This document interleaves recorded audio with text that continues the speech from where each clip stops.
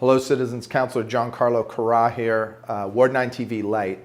I'm talking today about a really important bylaw adjustment that's coming before Council on May 2nd. And it starts from the premise that great neighborhoods make a great city. And there's a number of ingredients that go into making great neighborhoods. You know how I feel about secondary suites. I think they're really important. And we've carried the ball in terms of legalizing secondary suites to a certain extent, and we've gotten about as far as we can go. And this little bylaw adjustment, I think, carries a couple inches to the point where we're going to be able to get it until we have a different council who has a different opinion on things. The May 2nd bylaw adjustments is really about cutting red tape, and that's why we were able to get such unanimous support on council for it, and that's why not only did I bring forward the notice of motion, but Councillor Chabot did. So what we basically did was we heard the last round of debates on secondary suites, and one of the arguments that was made pretty clearly was that for the suites that are legal, we've overregulated them. Now, on the one hand, we say, in order to get an approved DP on a piece of land where a suite is legal, you need to provide a parking spot for the unit. You need to, create an amenity space for the unit that's private from the rest of the home.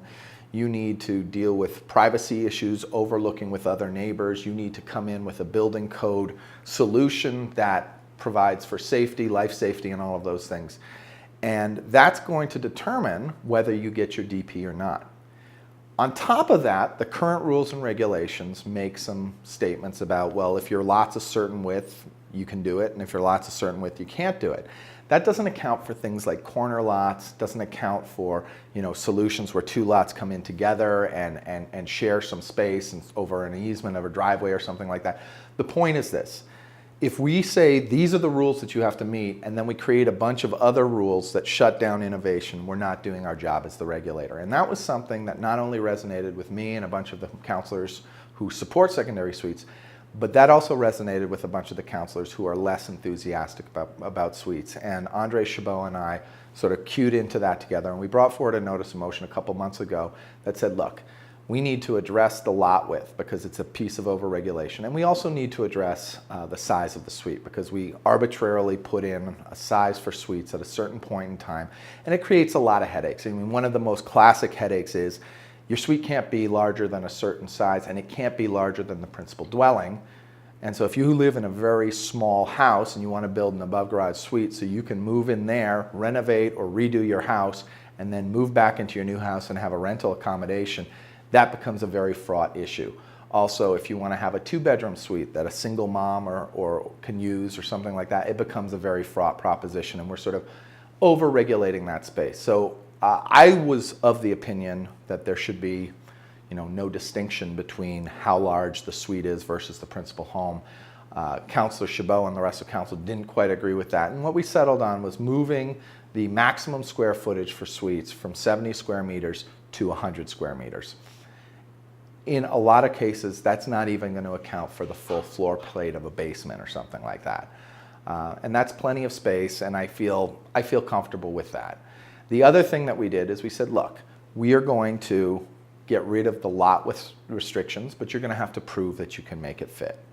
And I think that that's the way we should do it. And we brought it down to a certain size, and then we have language in there that if you come in with something that's really innovative and it makes sense, then we're going to allow to do it. We're not getting rid of any of the restrictions that currently exist on suites.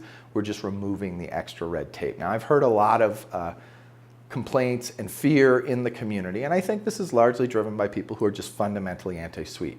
And the first thing you have to realize is that this bylaw does not legalize any place for a suite that's not already legalized from a land use bylaw. What it does is it opens up the opportunity for development permits that actually address the things that we want them to address. I think it's necessary because I think it's cutting red tape, and that's why we have support on council. And I'm hoping that support on council remains, even though there's a lot of backlash brewing in the community, largely from an anti-suite position.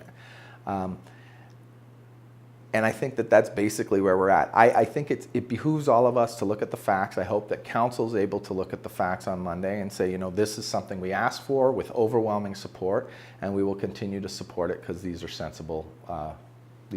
So to all the community leaders out there, whether you're pro-suite or anti-suite, It's our job to create a regulatory environment that makes sense. And I hope that you can understand that this is not about in any way allowing suites in places where they're not currently allowed. It's about freeing up the ability to innovatively deliver suites on the pieces of land where they're allowed. So with that, I hope we have success on May 2nd. Please let your councillor know how you feel, and please keep the facts front and center in your mind. Thanks so much. Councillor Gian-Carlo Carra signing off.